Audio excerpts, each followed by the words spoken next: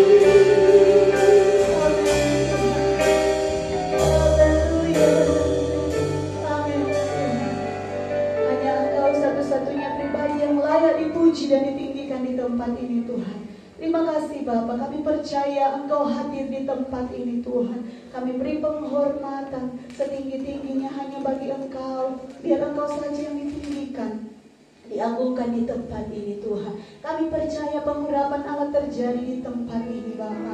Kami percaya kuasa Allah ada di tempat ini Tuhan. Ini iman kami Bapa. Tuhan mengerjakan hal-hal yang terbaik di tempat ini. Ketika kami menyembah Engkau, ketika kami memuji Engkau dengan sehati. Terima kasih Bapa. Satukan roh kami ya Tuhan. Kami rindu memuji Engkau lebih dalam lagi dalam hadirat Tuhan. Dari awal ibadah ini sampai pada akhirnya, semua yang mengambil bagian ada di dalam pengurapan kuasa Allah, kehendak Allah yang terjadi, dan Tuhan dimuliakan di tempat ini. Di dalam nama Tuhan Yesus Kristus kami akan memuji-muji Engkau. Sama-sama yang percaya katakan haleluya, amin. Haleluya. Saudara bersuka cita malam hari ini, amin. Puji Tuhan, mari bersama dengan hati kita mau memuji Tuhan. Kita bertemu lagi untuk puji Tuhan. Haleluya.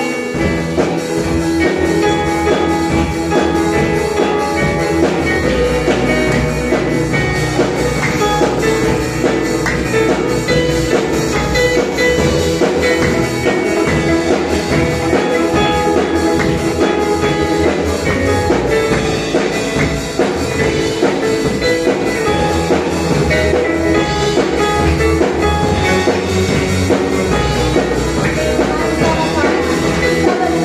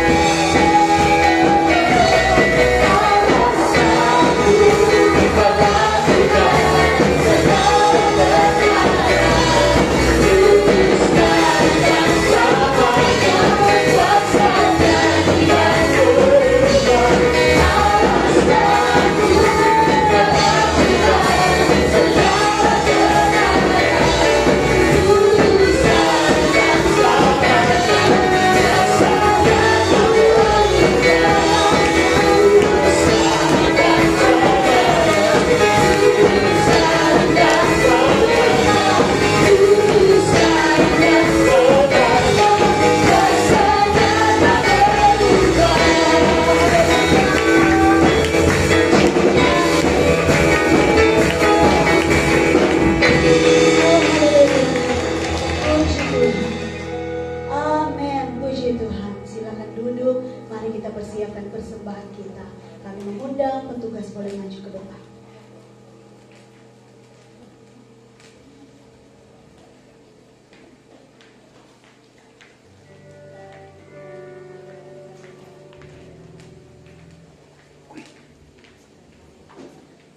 Nanti saudari Isya yang akan lebih dahulu. Tuhan Allah Bapa kami yang baik yang bertata atas surga dan seluruh bumi, kami mengucap syukur Tuhan untuk berkat-Mu sore malam hari ini, di mana kami dapat berkumpul di rumah-Mu untuk memuji membesarkan nama-Mu. Tuhan, bila sebentar kami akan memberikan persembahan ini, Tuhan sucikan, Tuhan kuduskan setiap persembahan kami, dalam persembahan kami dapat berguna untuk pekerjaan-Mu di tempat ini. Tuhan, kami juga rindu berdoa untuk pelayan pundi-pundi persembahan, kiranya Engkau yang memakai hidupnya sesuai dengan kehendak-Mu.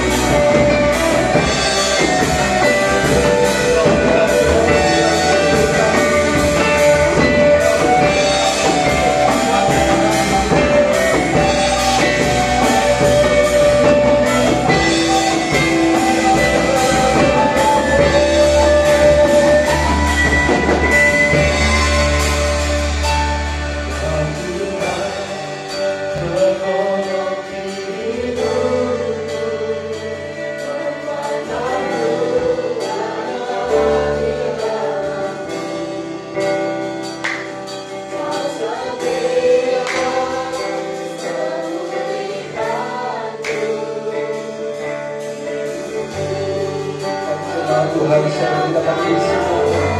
Mari sama-sama kita naikkan pujian ini. Katakan kau setia, kau setia sampai akhir hidupku. Katakan kau Tuhan, penolong hidupku. Kekuatanku hanyalah di dalam-Mu. Kau setia memulihkanku, hidupku memuliakan nama-Mu. Rahmat Tuhan menaungi hidupku. Katakan kau setia, kau setia sampai akhir hidupku.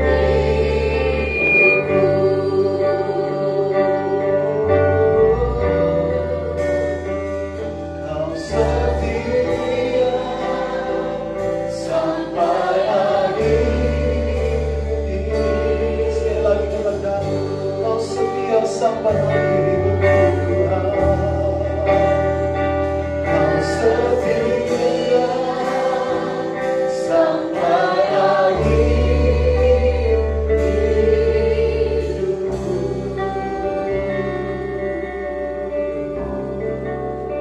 Terima kasih. Haleluya. Ini janji-Mu Tuhan yang kami pegang teguh, bahwa Engkau Allah yang tetap setia, yang tak pernah tinggalkan kami. Bahkan sekalipun segala sesuatu yang ada di sekitar kami bergoncang, tapi kasih setia Tuhan selalu melingkupi kehidupan kami. Rahmat-Mu selalu menaungi kehidupan kami. Dan kami mau terus tetap hidup di dalam janji firman-Mu Tuhan. Terima kasih Tuhan buat saat ini kami boleh diberikan lagi kesempatan untuk kami datang bersekutu, memuji, menyembah-Mu. Bahkan terlebih sebentar kami akan menikmati berkat lewat firman-Mu Tuhan. Engkau berfirman bagi kami semua malam hari ini. Engkau rapikan di hamba-Mu Tuhan. Jadikan kami saluran berkat-Mu, sehingga kuasa-Mu Tuhan boleh terjadi dan kami boleh nikmati dalam kehidupan kami. Karena firman-Mu selalu membawa dan menuntun hidup kami ke dalam segala kehendak-Mu Tuhan. Terpujilah nama-Mu Yesus. Kami siap untuk mendengarkan firman-Mu. Urapi kami hamba-Mu Tuhan. Urapi kami semua umat-umat-Mu yang mendengar, sehingga perhatian kami hanya tertuju kepada kebenaran-Mu, sehingga kami semakin mengerti, memahami segala kehendak-Mu Tuhan dalam hidup kami. Kami berdoa ucap syukur, kami berdoa dalam nama Tuhan Yesus Kristus. Haleluya. Amin. Puji Tuhan. Silakan duduk semua. Saya ucapkan selamat malam.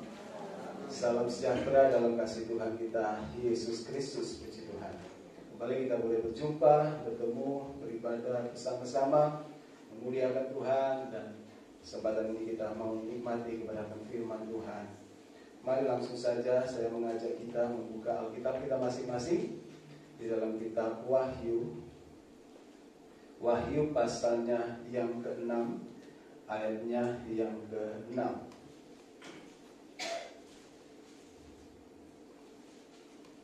Sekarang ini kita akan membaca ayat secara bersama-sama dan kita akan mulai pada hitungan yang ketiga.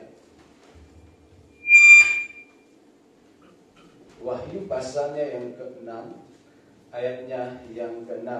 Kita mulai pada hitungan yang ketiga dengan suara yang nyaring. 2, 3. Dan aku mendengar seperti ada suara di tengah-tengah keempat makhluk itu berkata, secumpak gandum sedinar dan 3 cumpak jelai sedinar, tetapi janganlah rusakkan minyak dan anggur itu. Puji Tuhan. Jadi kalau kita mau belajar kitab Wahyu ini adalah sebuah pewahyuan atau revelation yang diterima oleh Yohanes ketika dia dibuang di Pulau Patmos, dan ketika dia ada di pulau itu dia mendapatkan pewahyuan atau yang kita kenal dengan kitab Wahyu yang ada di kitab terakhir dalam Alkitab yang kita percaya sebagai buku kehidupan. Jadi kita lihat di dalam kitab Wahyu ini banyak peristiwa-peristiwa yang akan terjadi di akhir zaman yang sudah diberitahu kepada Yohanes dalam sebuah wahyu. Jadi ketika Yohanes mendapatkan penglihatan bagaimana keadaan dan menjelang kedatangan hari Tuhan, ada peristiwa-peristiwa penting yang akan terjadi, ada hal-hal yang penting yang akan terjadi di dalam dunia ini maupun di dalam kehidupan gereja Tuhan. Dan khususnya pasalnya yang ke-6 ini, kita melihat di sini pasal ini berbicara tentang pembukaan materai, ya. Pembukaan materai, ada 6 materai. Sebenarnya ada 7 materai, tapi satu materai itu dipisahkan dengan materai ini. Dari 1 sampai 6 dalam satu pasal. Kemudian pasal yang ke-7 kalau kita melihat belum disampaikan tentang pembukaan materai, tetapi ada pemeteraian gereja Tuhan atau gereja yang sempurna. Di situ di mana Tuhan akan mengadakan pemisahan antara gereja yang sempurna dan gereja yang tidak sempurna. Kalau dalam kitab Matius kita belajar tentang gadis yang bijaksana dan gadis yang bodoh. Kemudian sebelum masuk pembukaan materai yang ke-7, firman Tuhan berkata di sana terjadi sunyi senyap di sorga. Nah, peristiwa itulah terjadi perkawinan antara gereja dan Kristus. Nah, kita belajar di sini tentang pembukaan materai ini, dan materai yang ke-3 tentang bagaimana Yohanes mendengar ada sebuah suara. Jadi ketika pembukaan materai ini, satu materai dibuka, ada sebuah kuda yang berjalan, dan setiap kuda ini membayangkan, tapi membawa sebuah hal yang terjadi di muka bumi ini. Jadi ketika materai yang pertama, materai yang kedua, materai yang ketiga sampai materai yang ke-6, ya kita tahu dalam kitab Wahyu, selain ada pembukaan 7 materai, ada penipuan 7 sangkakala, ada pencurahan 7 cawan murka Allah. Nah, kita lihat. Tapi bagaimana gereja atau kondisi gereja yang berada saat-saat ini atau hari-hari ini? Ya, kita sedang berada dalam pembukaan materai-materai ini. Karena ketika pembukaan cawan murka Allah itu gereja sudah disingkirkan. Sehingga ketika aniaya atau masa aniaya besar atau masa antikris berkuasa selama 3,5 tahun, gereja sudah disingkirkan. Kalau saudara baca dalam kitab Wahyu pasal 12, itu dalam Wahyu pasal 12, di sana dikatakan seorang wanita yang berdiri di atas, yang bermahkotakan matahari, berdiri di atas bulan, dan berkatakan 12 bintang. Itu bicara tentang gereja yang sempurna tadi. Jadi sebelum dimeterai, sebelum menikah, dimeteraikan dulu, dipisahkan dulu, kemudian masuk di dalam masa penyingkiran. Nah, ketika masa penyingkiran datang, 3,5 tahun, firman Tuhan berkata dalam kitab Wahyu pasal 12, kalau kita lihat Wahyu pasal 12, misalnya dikatakan wanita itu dalam ayatnya yang ke-6. Coba kita lihat Wahyu pasal 12 ayat 6. Saya nggak terlalu jelas membaca di sini, biar lewat media ini tadi. Ayat 6, perempuan itu lari ke padang gurun. Inilah gereja yang sempurna. Tadi setelah dipisahkan, setelah dimeteraikan, di mana telah disediakan suatu tempat baginya oleh Allah, supaya ia dipelihara di situ apa? 1260 hari, 3,5 tahun. Inilah selama masa aniaya, antikris berkuasa. Jadi nggak usah saudara takut kalau kita menjadi gereja yang dewasa, gereja yang sempurna, gereja yang dipisahkan. Karena di akhir zaman akan ada pemisahan.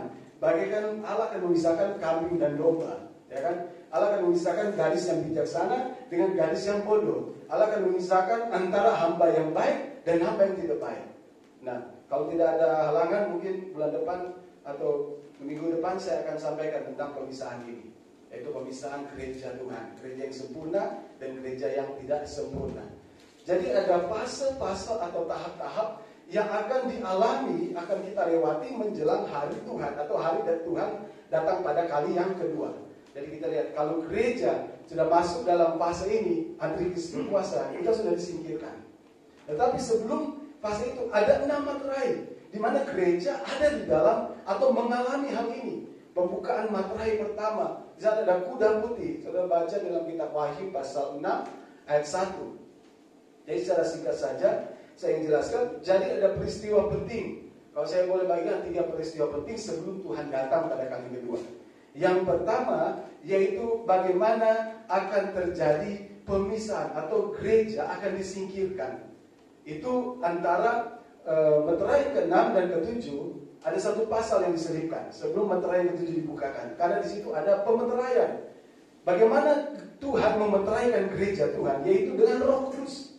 Karena pada saat itu juga Antikris memeterai umat manusia dengan tanda di dahi dan di tangan, sehingga akan membedakan mana yang milik Allah dan mana yang milik Antikris.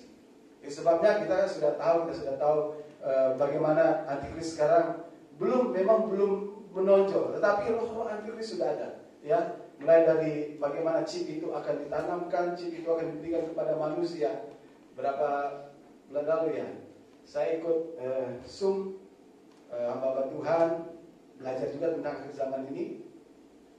Ada teman kami gembala, ada 2 gembala di Amerika yang juga ikut. Dia bertanya kepada dosen atau guru yang mengajar kami, yang mengajar tentang akhir zaman, itu Pendeta Hius Minandar, gitu di Tegal. Bagaimana keadaan kami seperti di Amerika saat ini? Sejak dari zaman Obama kami telah dikasih tahu bahwa nanti kami harus pakai chip semua.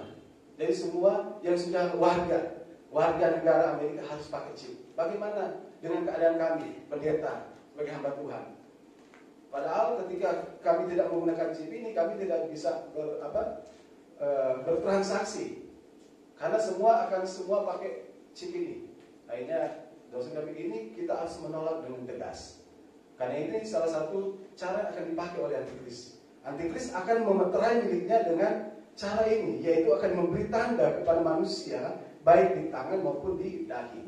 Tetapi dalam kita sebagai anak Tuhan, kita juga akan dimeteraikan. Meterai itu sebagai tanda kepemilikan Kristus, yaitu lewat Roh Kudus yang ada di dalam kehidupan kita gereja Tuhan. Nah, jadi kita belajar di sini bahwa selain ada pemeteraian, kemudian Antikris berkuasa. Antikris berkuasa, gereja sudah disingkirkan di padang gurun selama 3,5 tahun. Kemudian baru rentetan peristiwa yang namanya sangkakala Allah terjadi. Ada 7 sangkakala, kemudian ada 7 pohon atau 7 cawan murka Allah dicurahkan ke atas bumi. Kemudian baru masuk 1000 tahun damai. 1000 tahun damai, kenapa disebut 1000 tahun damai? Karena pada waktu itu iblis sudah diikat, tapi belum dihukum. Iblis sudah diikat, itu 1000 tahun damai. Selesai 1000 tahun damai, barulah Tuhan datang pada kali kedua. Dan firman Tuhan berkata di sana, maka orang-orang mati akan dibangkitkan. Kita yang hidup pada saat itu, kita akan diubahkan. Dan kita akan menyongsong Allah di angkasa. Baru iblis dihukum. Nah, sekarang gereja ada di saat di mata meterai-meterai ini dibukakan. Nah, kita lihat ketika meterai-meterai ini dibuka, ada peristiwa-peristiwa yang terjadi ketika meterai ini dibuka. Mulai dari peristiwa ketika kuda putih pertama dilepaskan, yaitu bagaimana kegerakan rohani besar akan terjadi di akhir zaman ini.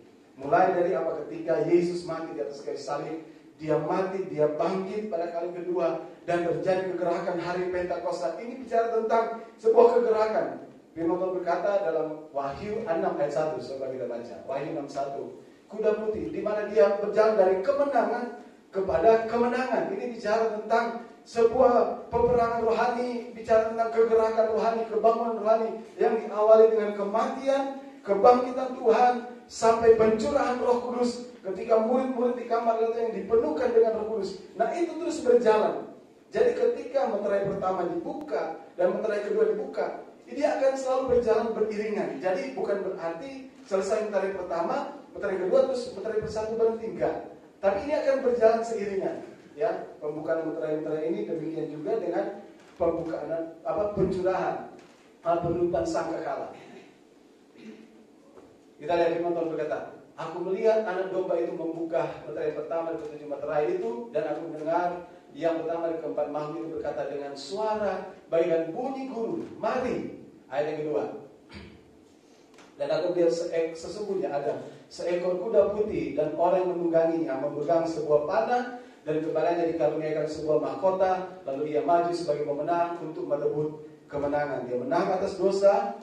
Yesus menang atas dosa sehingga kemenangan. Sehingga mulai terjadi kegerakan rohani. Dan ini akan terus bergerak sampai seluruh meterai ini dibukakan. Ayat yang ketiga, kita lanjut ini dengan cepat saja. Dan ketika anak domba itu membuka meterai yang kedua, aku mendengar makhluk yang kedua berkata, mari. Kita lihat ayat 4. Dan majulah seekor kuda lain. Ini kita lihat. Seekor kuda merah padam dan orang yang menungganginya dikaruniakan kuasa untuk apa? Mengambil damai sejahtera dari atas bumi sehingga mereka saling membunuh dan kepadanya dikaruniakan sebilah pedang yang besar. Jadi kuda yang kedua ini yaitu kuda merah padang ini bicara tentang peperangan. Ya, kita lihat ketika perjanjian perdamaian dunia itu dicabut, terjadi peperangan dunia pertama, peperangan dunia kedua. Firman Tuhan berkata, jadi kuda merah padang ini bicara tentang peperangan yang mulai terjadi di muka bumi ini. Sehingga kuasa ini, materai ini memberikan kuasa kepada kekuatan itu untuk mengambil damai sejahtera di atas bumi. Yaitu lewat peperangan. Sehingga mereka akan saling membunuh. Dan kepadanya dikaruniai sebilah pedang yang besar. Kita lihat, artinya apa? Peperangan yang terjadi sampai saat ini. Sehingga ada orang yang berprediksi bahwa tahun 2000 ini akan pecah perang dunia ketiga. Ya kan? Itu prediksi manusia, kita tidak tahu. Karena ini akan berjalan terus. Ya, perang dunia sudah kalau saudara rajin baca media sosial ya kan. Ini Amerika sama ini akan pecah perang dunia yang ketiga. Ini peperangan. Kemudian gereja masih ada, ya kan? Ayat yang kelima. Dan ketika anak domba itu membuka meterai yang ketiga, aku mendengar makhluk yang ketiga berkata, mari, dan aku melihat sesungguhnya ada seekor kuda hitam, dan orang yang menungganginya memegang sebuah timbangan di tangannya. Ayat yang ke-6. Dan aku mendengar seperti suara di tengah keempat makhluk itu berkata, secupak gandum sedinar, dan 3 cupak jelai sedinar. Jadi yang ketiga ini, firman Tuhan berkata, kuda hitam yang berjalan yang dilepaskan adalah kuasa yang mengganggu keadaan ekonomi. Sehingga kita lihat keadaan ekonomi hari-hari ini semakin hari semakin sulit. Bahkan sampai satu saat firman Tuhan berkata, secupak gandum sedinar dan 3 cupak jelai itu sedinar. Jadi 1 dinar itu adalah satu harga dari upah orang Yahudi yang bekerja dalam 1 hari. Jadi mereka mencari untuk makan 1 hari. Sampai seperti itu saudara. Keadaan ekonomi yang rusak, keadaan ekonomi yang tidak menentu. Terjadi krisis ekonomi, bukan hanya terkonsentrasi pada satu negara atau satu bagian, tapi menyeluruh sampai keadaan ini terus berjalan. Ya, jadi kuda ini terus berjalan sambil beriringan nanti sebentar. Bagaimana terjadi peperangan, di lain sisi terjadi masa resesi ekonomi sampai ayat yang ke-7. Saya perhatikan ayat yang ke-7. Nah, kita sekarang sudah ada sampai pada masa-masa ini. Dan ketika anak domba itu membuka meterai yang keempat, aku mendengar suara makhluk yang keempat berkata, mari, ayat yang ke-8. Dan aku melihat sesungguhnya ada seekor kuda hijau kuning, dan orang yang menungganginya bernama apa? Maut, dan kerajaan maut mengikutinya. Dan kepada mereka diberikan kuasa. Perhatikan, diberikan kuasa atas 1/4 dari bumi untuk membunuh dengan pedang dan dengan kelaparan dan dengan sampar dan dengan binatang-binatang buas di bumi. Nah, kita gereja ada di zaman seperti ini, di mana kuda hijau kuning atau meterai yang keempat ini telah dibukakan, yaitu terjadinya peperangan. Ya, tadi kan kuda yang pertama, terjadinya kelaparan akibat peperangan.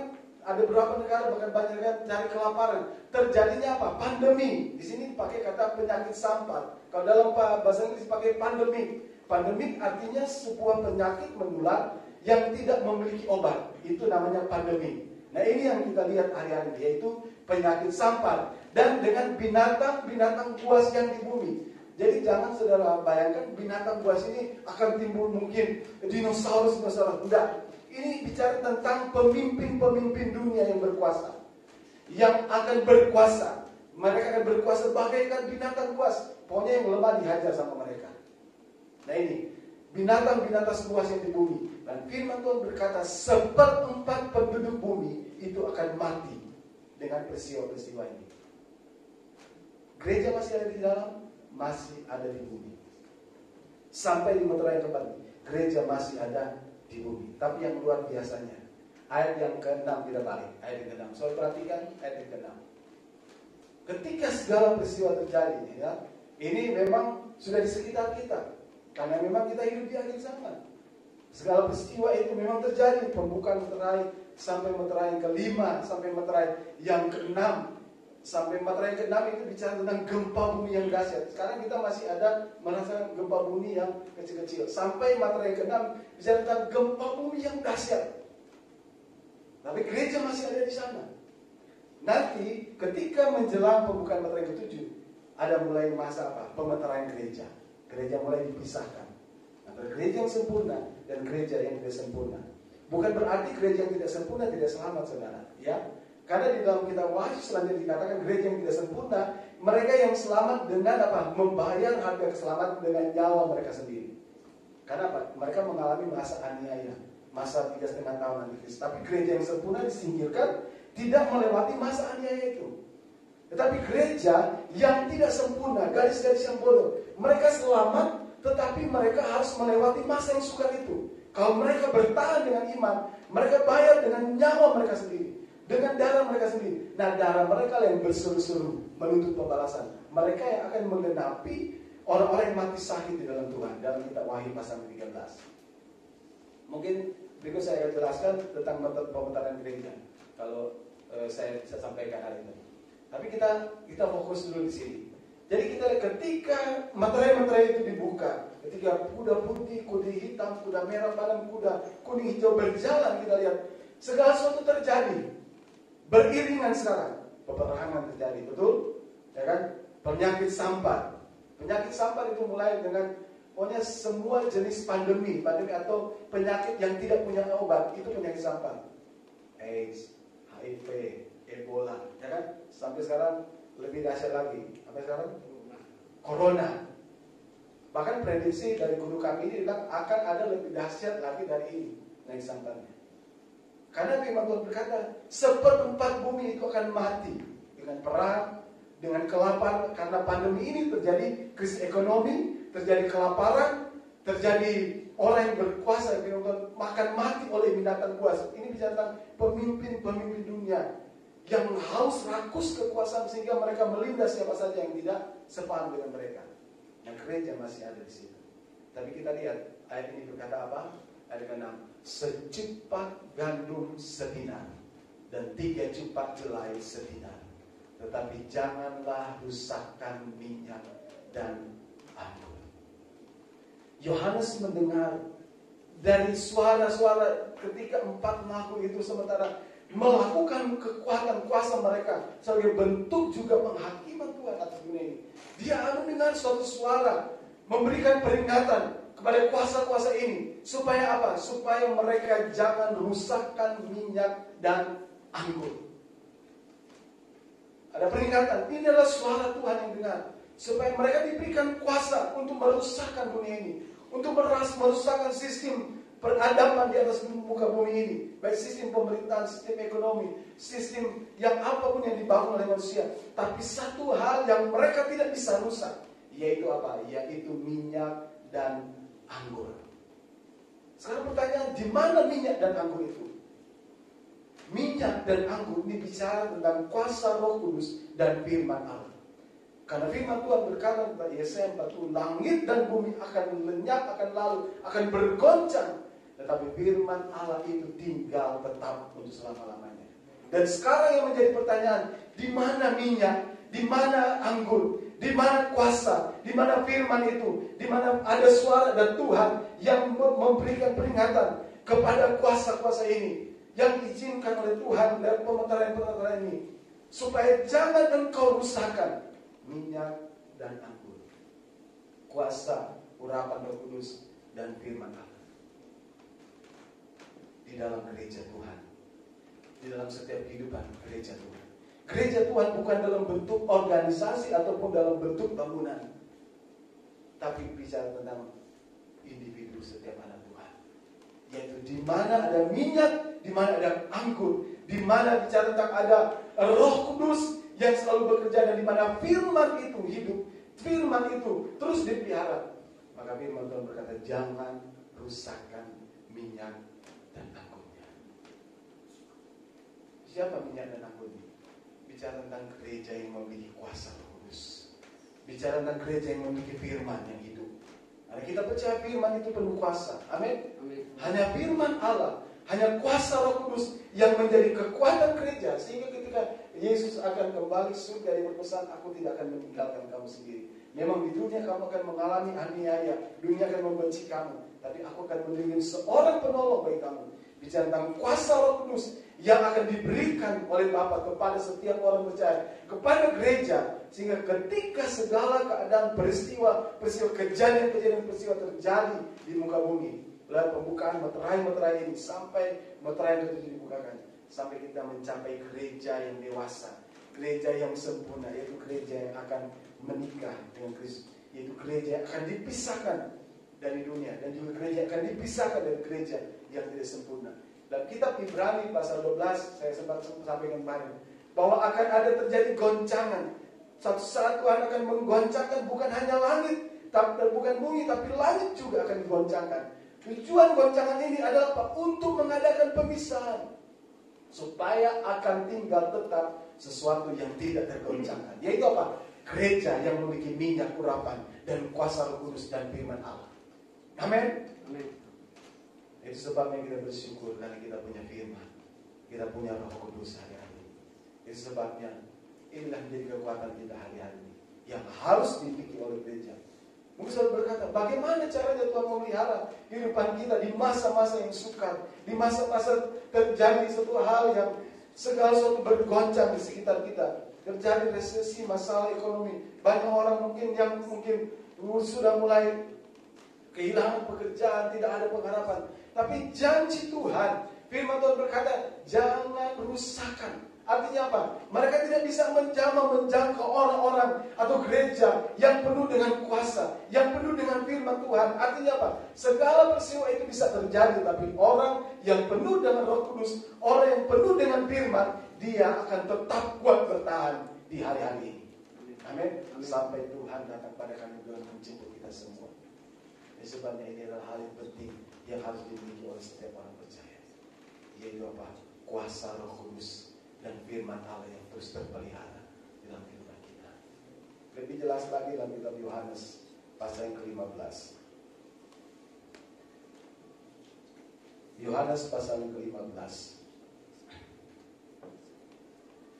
Bagaimana kita akan mengalami pemeliharaan Tuhan yang luar biasa ketika segala sesuatu digoncang, ketika segala sesuatu tidak menentu. Bagaimana kita bisa bertahan? Asal kita percaya dengan firman Tuhan yang terus memberikan kekuatan bagi kita. Yohanes 15, kita mulai saja dari ayat yang pertama, ayat 1. Yohanes 15 ayat 1. Akulah pokok anggur yang benar, dan Bapa pula pengusahanya. Setiap ranting padaku yang tidak berbuah dipotongnya, dan setiap ranting yang berbuah dibersihkannya, supaya ia lebih banyak berbuah. Kamu memang sudah bersih karena firman yang telah kukatakan kepadamu. Tinggallah di dalam aku dan aku di dalam kamu. Sama seperti ranting tidak dapat berbuah dari dirinya sendiri kalau ia tidak tinggal di dalam pokok anggur. Demikianlah juga kamu tidak berbuah jikalau kamu tidak tinggal di dalam aku. Akulah pokok anggur dan kamulah ranting-rantingnya. Barang siapa tinggal dalam aku dan aku dalam dia, ia berbuah banyak. Sebab di luar aku kamu tidak dapat berbuat apa-apa. Barang siapa tidak tinggal di dalam aku, dia akan apa? Dibuang keluar seperti ranting dan menjadi kering. Kemudian dikumpulkan orang, dicampakkan ke dalam api lalu dibakar. Jadi inilah bentuk pemisahan. Siapa yang ada dalam Tuhan, dia akan bertahan. Siapa yang firman-Nya tetap tinggal, dia berkata dia adalah pokok anggur yang benar. Barang siapa tinggal di dalam aku. Kita sudah lahir baru, bukan karena kita, tapi karena firman. Firman Tuhan berkata dari ayat yang kedua. Ayat yang kedua di sana dikatakan, sebab setiap ranting padaku yang tidak berbuah dipotongnya, dan setiap ranting yang berbuah dibersihkannya, supaya ia lebih berbuah banyak. Kamu memang sudah bersih karena firman yang kukatakan kepadamu. Karena memang kebenaran manusia itu, ya saya berkata itu seperti kain kotor. Kita dibersihkan karena firman. Karena firman yang jadi manusia. Karena firman yang mau turun ke dalam dunia. Karena firman yang terus berkarya hari-hari dalam setiap kehidupan kita.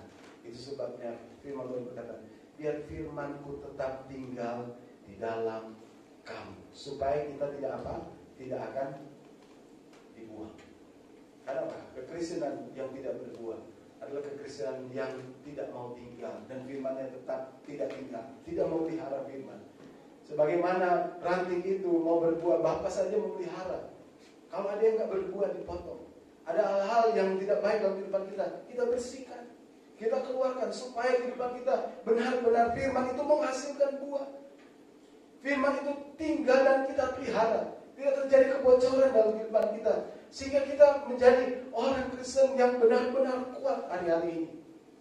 Bahkan ketika saat-saat ini mungkin, ya kan, karena pandemi, sehingga dengan segala bentuk upaya pemerintah menghindari perkumpulan, penularan, mencegah, sehingga sampai ibadah dibatasi. Tapi jangan sampai kita kehilangan keselamatan cuma karena kita sudah tidak pernah lagi ibadah. Mungkin ada yang di rumah, oke lah kalau mereka berkata ibadah, mereka bisa menjaga iman mereka. Tapi kita yang sudah dengan sungguh-sungguh datang beribadah, kita lakukan dengan setia.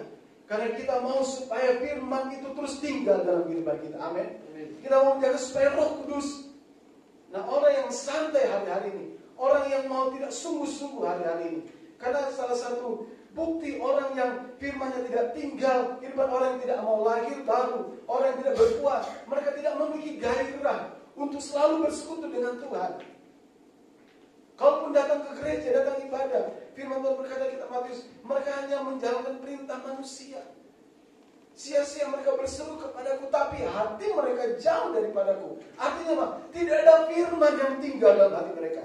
Kita lakukan ibadah, kita berdoa, kita bersekutu dengan gairah yang luar biasa untuk Tuhan. Karena firman yang kita lakukan. Amin. Kalau kita lakukan firman Allah, kita akan menikmati akibat dari apa yang kita lakukan. Seperti firman yang kita taati, semua itu pasti ada balasannya, saudara. Bahkan terlebih di masa-masa yang suka seperti ini. Yang kita lakukan firman Allah, kita bersekutu dengan sungguh-sungguh, kita semakin hidup dalam firman, kita semakin menjaga hubungan kita semakin minta supaya Roh Kudus terus tinggal dalam kehidupan kita. Karena tugas Roh Kudus diam dalam gereja, setiap kehidupan orang percaya, untuk menjaga kita, menghibur kita, memberikan kita kekuatan, untuk menjaga kita dari segala hal yang terjadi di tengah dunia ini, memberikan kekuatan bagi kita. Tapi gereja juga punya peranan, punya tugas untuk menjaga supaya Roh Kudus tetap tinggal, yaitu apa? Dengan selalu membersihkan firman. Dengan cara apa? Memelihara firman. Memelihara firman artinya apa? Melakukan dengan setia. Maka firman Tuhan berkata, kita akan dipelihara oleh Tuhan. Ketaatan kita, cara kita menghargai Tuhan, dan kita selalu setia melakukan perintah Tuhan, firman Tuhan, maka itu menjadi jaminan pemeliharaan. Gereja tidak akan kehilangan pemeliharaan Tuhan kalau gereja itu memelihara firman itu. Amin. Karena firman Tuhan berkata, jangan rusakkan hal ini yang tidak akan bisa dirusakkan oleh hal-hal yang terjadi di tengah dunia ini, yaitu gereja yang memiliki firman dan gereja yang berdiri atas kebenaran firman dan memiliki kuasa Roh Kudus. Sehingga bukan dengan kekuatan kita. Zakaria berkata, bukan kuat dan bukan oleh gagahku, bukan oleh keperkasaanku, tapi biar oleh Roh.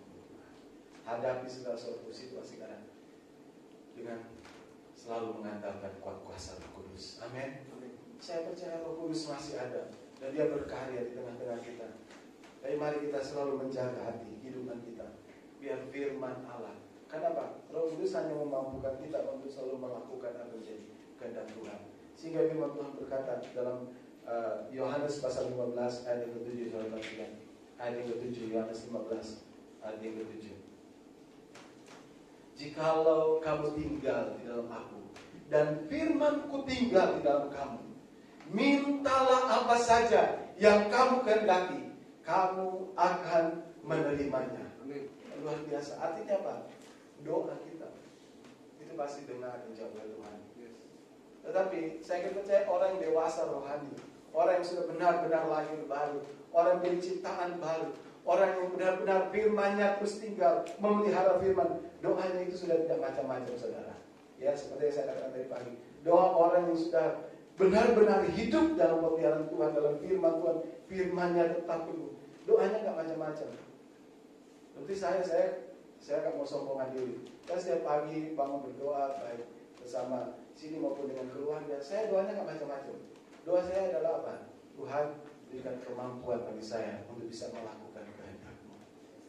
Tuhan berikan kemampuan bagi saya untuk hidup bisa berbuat baik. Lebih kepada membangun kualitas diri supaya semakin berkenan kepada Tuhan. Saya nggak pernah berdoa Tuhan minta pesawat. Saya nggak pernah lagi berdoa Tuhan minta mobil. Enggak. Tapi saya hanya berdoa supaya itu membangun kualitas diri supaya semakin hari kita semakin berkenan. Karena itulah tujuan yang paling utama dalam hidup ini. Amin. Ada seorang raja, anak raja juga ya, namanya Salomo, anak dari Daud. Suatu saat satu malam dia bermimpi. Nah ini mimpi ini jadi sebuah kenyataan. Dalam mimpi itu malaikat datang kepada dia berkata, Salomo, apa yang kamu mau minta? Semua yang akan aku kabulkan. Apa yang diminta oleh Salomo? Dia nggak minta pangkat, karena dia kan sudah raja. Dia nggak minta kekayaan, enggak. Yang dia minta cuma satu, yaitu hikmat. Tuhan berikan aku hikmat untuk memimpin, menghakimi umat yang banyak ini. Berikan aku hikmat. Dia nggak minta yang muluk-muluk, tapi kita lihat Tuhan memberikan dia. Tuhan berkata, apa yang kau minta itu adalah baik, dan aku memberikan kamu hikmat. Dan sebagai bonusnya apa?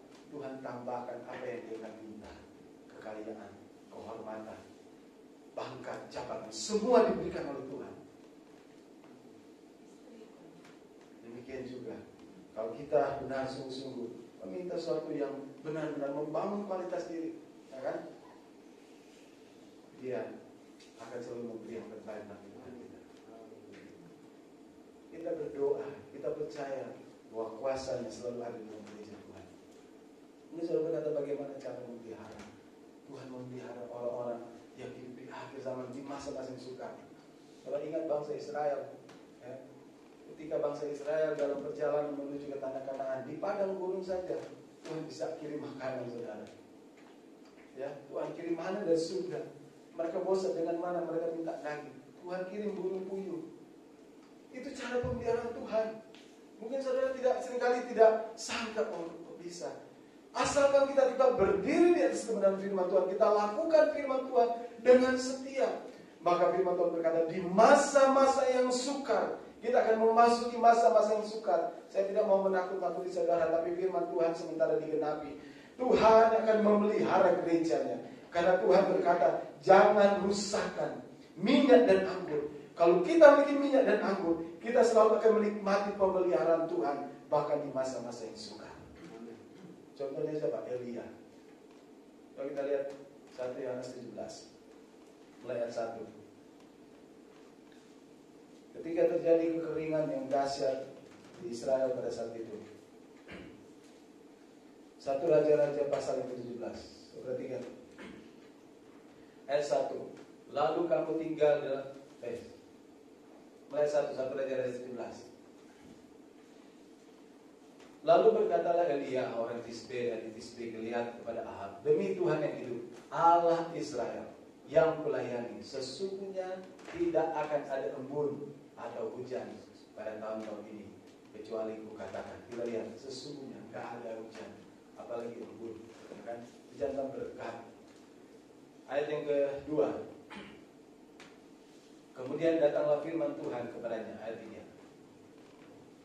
Pergilah dari sini, berjalan ke timur dan bersembunyilah di tepi sungai Keri, di sebelah timur sungai Yordan. Ayat yang keempat. Engkau dapat minum dari sungai itu, dan burung-burung gagak telah kuperintahkan untuk memberi makan engkau di sana. Kita lihat, ketika terjadi kekeringan, masa paceklik, kekeringan yang dahsyat pada saat itu, banyak orang mati, sehingga pada saat itu ada seorang yang tega membunuh anaknya hanya untuk dimakan. Karena memang pada saat itu sudah seperti itu. Terjadi resesi ekonomi, bukan ekonomi, kekeringan, tidak pernah turun hujan. Tetapi kita lihat Elia pada saat itu tetap dipelihara oleh Tuhan dengan cara yang ajaib. Tuhan cuma suruh perintahkan, pergi engkau ke sungai, bersembunyi di sana, tetap kamu akan saya pelihara. Bagaimana? Mungkin dia berpikir, bagaimana saya bisa dipelihara oleh Tuhan? Tuhan bisa pakai burung gagak untuk mengirim makanan setiap hari kepada Elia. Firman Tuhan, Tuhan bisa perintahkan burung gagak. Kenapa? Karena berkat itu Tuhan perintahkan kepada setiap orang percaya. Amin. Tuhan berkat itu ada yang ngatur saudara. Berkat itu ada yang suruh. Kalau Tuhan gak suruh berkat itu, gak akan pernah datang kepada kita. Kalau kita diberkati karena Tuhan yang suruh orang untuk memberkati kita. Mungkin ada burung gagak yang Tuhan kirim untuk memberkati kita. Apalagi mungkin saudara berkata, ini kan pengalaman hamba Tuhan. Ya kami banyak pengalaman ya sebagai hamba Tuhan, nikmati pemeliharaan Tuhan. Memang berganti sebenarnya. Banyak cara Tuhan pakai itu apa? Memberkati kami. Bahkan ada orang-orang yang tidak kami kenal, gak pernah kami kenal, yang belum kami tahu. Bisa saja. Saya apakah ini berkat nyasar? Enggak. Karena Tuhan bisa pakai cara seperti Tuhan memelihara Elia di masa-masa yang sukar. Burung gagak Tuhan perintahkan untuk memberi makan engkau. Artinya apa? Tuhan yang bisa memelihara kita di masa-masa yang sukar. Ayat kelima. Lalu ia pergi dan melakukan firman seperti firman Tuhan. Karena apa? Karena apa yang dilakukan semua perintah Tuhan. Karena Tuhan yang suruh. Kita lakukan saja apa yang Tuhan suruh. Amin. Tugas kita lakukan firman Tuhan. Pergi melakukan seperti yang firman Tuhan katakan. Maka ia pergi dan diam di tepi sungai Kerit di sebelah timur sungai Yordan. Ayat yang ke-6. Pada waktu pagi, petang, burung gagak membawa roti dan daging kepadanya. Wah, luar biasa. Saya agak bisa bayangkan mungkin, ya, kalau memang sudah masa-masa yang seperti kalau kita hamba Tuhan dikirim ke pelosok mana pun. Ada kesaksian teman saya, isi saya seangkatan dengan saya tempat partai, dia hidup di Pelaman, Papua ya. Wah, dia sampai menginjil, dia sebelum kawin dia sudah merintis di sana. Sampai kawin dengan pekerja di Tondano waktu itu, dia bawa ke sana. Sampai anak yang pertama, kedua, empat anaknya ya. Tiga anaknya. Setiap hari dia bawa masuk keluar hutan di Papua, saudara. Tapi dia nikmati mujizat Tuhan, pemberian Tuhan sampai saat ini. Wah, dia bisa bangun gereja yang besar, yang bukan besar, yang bagus, yang pantas, yang layak. Tapi kesaksiannya luar biasa. Luar biasa. Cara Tuhan memelihara hamba-hamba Tuhan, anak-anak Tuhan. Musa berkata, oh ini kan hamba Tuhan. Pasti itu. Saudara lihat ayat selanjutnya, mulai ayat ke-10. Kita lihat, Elia dipelihara, Tuhan pakai burung. Tapi saudara lihat ayat 10. Sesudah itu ia bersiap lalu pergi ke Sarfat. Nah, masa-masa paceklik cara Tuhan unik. Sekarang Tuhan beritakan Elia, kamu pergi ke Sarfat. Di sana ada seorang ibu janda yang akan memelihara engkau. Mungkin dalam hati Elia, oh gak ada yang lain Tuhan. Kemarin dipelihara oleh burung gagak. Kok sekarang saya seorang janda, bukan janda kaya. Ini janda miskin lagi. Setelah itu ya sampai ke pintu gerbang itu, tampaklah di sana di kota Sarfat mungkin banyak orang. Mungkin ada orang yang mampu lah, orang apa. Kok Tuhan pakai seorang janda di Sarfat? Nah, Tuhan yang mengajarkan siapapun yang melakukan firman, dia pasti akan dipelihara oleh Tuhan. Sampai di pintu gerbang kota itu, tampak di sana seorang janda sedang mengumpulkan kayu api. Ia berseru kepada perempuan itu, katanya, cobalah ambil bagiku sedikit air dalam kendi supaya aku minum. Ayat yang ke-11. Ketika perempuan itu pergi mengambilnya, ia berseru lagi, cobalah ambil juga bagiku sepotong roti. Mungkin bagi seorang janda ini orang kurang ajar. Baru ketemu, belum sempat kenalan, nggak kenal dari mana, udah minta macam-macam. Ayat yang ke-12. Tadi minta air, sekarang minta roti. Perempuan itu menjawab, demi Tuhan Allahmu yang hidup, sesungguhnya tidak ada roti padaku. Padahal Tuhan yang suruh. Nanti janda itu pasti akan kasih makan engkau dengan roti. Janda bilang, gak ada roti padaku sedikit pun, kecuali cuma ini segenggam tepung dalam tempayan dan sedikit minyak dalam buli-buli. Dan sekarang aku sedang mengumpulkan 2-3 potong kayu api, kemudian aku mau pulang dan mengolahnya bagiku dan bagi anakku. Setelah kami makannya, maka kami akan mati. Artinya setelah mereka makan, sudah habis persediaan makanannya, bekal mereka sudah habis. Karena masa kekeringan pada saat itu, mereka tinggal menunggu mati. Tapi ayat 13, Firman berkata, tapi Elia berkata kepadanya, janganlah takut. Oh, luar biasa. Di masa-masa yang seperti ini, kalau saudara mendengar kata seperti ini sebagai kesegaran bagi jiwa. Oh, janganlah takut. Pulanglah, buatlah seperti yang kau katakan, tetapi buatlah dahulu bagiku sepotong roti bundar kecil daripadanya dan bawalah kepadaku, kemudian barulah kau buat bagimu dan bagi anakmu. Ayat 14. Kita lihat apa yang dilakukan. Sebab beginilah firman Tuhan. Ini firman Tuhan yang dilakukan oleh wanita yang diperintahkan oleh Elia. Tuhan Allah Israel, tepung dalam tempayan itu tidak akan habis, dan minyak dalam buli-buli itu pun tidak akan berkurang sampai pada waktu Tuhan memberikan hujan ke atas bumi. Ayat 14. Dia tak menunda-nunda, dia tak banyak basa-basi, tak banyak tawar-menawar. Dia langsung pergi melakukan seperti perintah Elia. Demikian juga ketika kita mau melakukan firman. Jangan tawar-menawar, jangan melihat untung ruginya enggak. Saya ke gereja rugi enggak? Saya mau doa rugi enggak? Saya melakukan firman. Kalau kita melakukan firman, lakukan dengan setia. Amin. Ayat yang ke-15 dihargai. Ayat 15. Lalu pergilah perempuan itu. Dia enggak banyak komplain, tapi dia apa? Dengan itu segera dia melakukan. Dia berbuat, artinya melakukan. Inilah orang yang memelihara firman, yang tidak pernah kehilangan firman. Kalau firman selalu kita lakukan, kita pelihara dalam kehidupan kita. Ada suara yang Yohanes dengar, jangan rusakkan anggur dan minyak. Karena firman itu menjadi jaminan bagi setiap kehidupan kita di hari-hari yang sukar. Ketika kita lakukan dengan setia, kita berpegang teguh kepada firman Tuhan, dia berbuat apa seperti yang dikatakan dia, maka perempuan itu dan dia serta anak perempuan itu mendapat makan beberapa waktu lamanya. Padahal mereka punya harapan cuma satu kali makan, besok kami tinggal tunggu mati. Tapi selama terjadi masa kekeringan, saya tidak tahu apakah 2 tahun, 3 tahun. Saya juga tidak tahu masa-masa seperti yang kita lalui. Tidak tahu sampai seberapa lama. Tapi selama kita hidup di dalam firman Tuhan, firman Tuhan berkata selama itu perempuan itu tidak pernah kekurangan. Setiap kali dia mengambil tepung di dalam tempayan, selalu ada, dia masak. Besok lagi dia ambil lagi, gak pernah habis. Sampai Tuhan mencurahkan berkat. Artinya sampai segala sesuatu itu berlalu. Janji Tuhan itu dengan hati. Amin. Seorang janda yang sederhana, tapi dia melakukan dengan setia apa yang Tuhan beritakan lewat nabinya.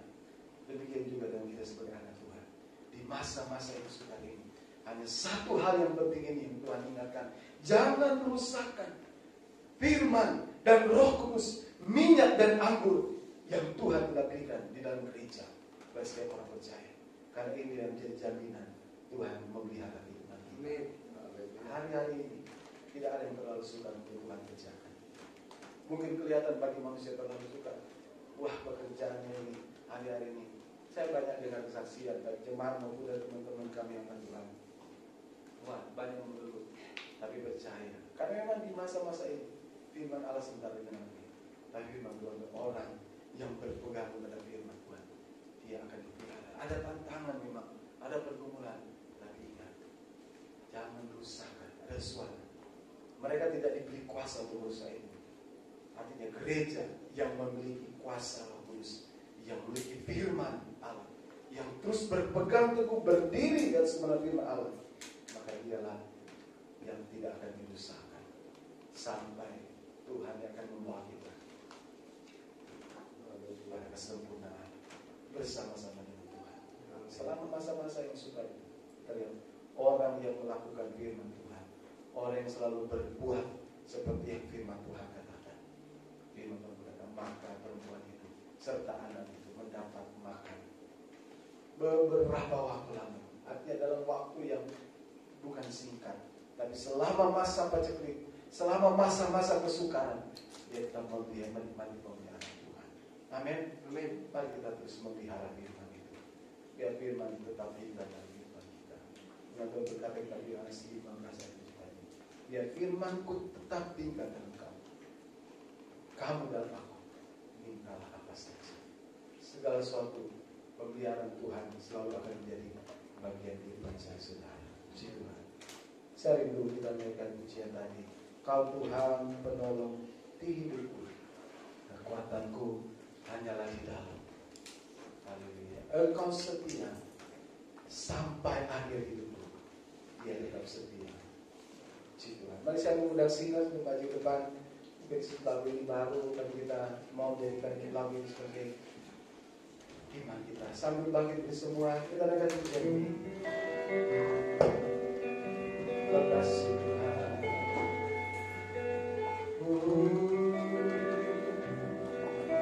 Kita percaya kuasa Roh-Nya ada di tempat ini. Sungguh Engkau tahu ada yang tersembunyi lebih dari kata pun air mataku, hanya padamu ku berserah. Kau Tuhan penolong hidupku, kekuatanku hanya di dalam-Mu.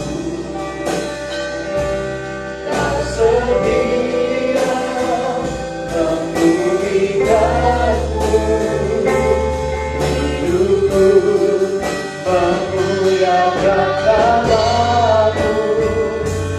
Rahmat-Mu menaungi hidupku.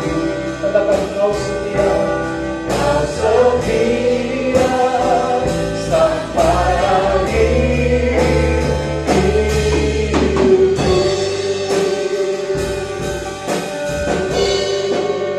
Kau sungguh Engkau tahu, tidak ada yang tersembunyi.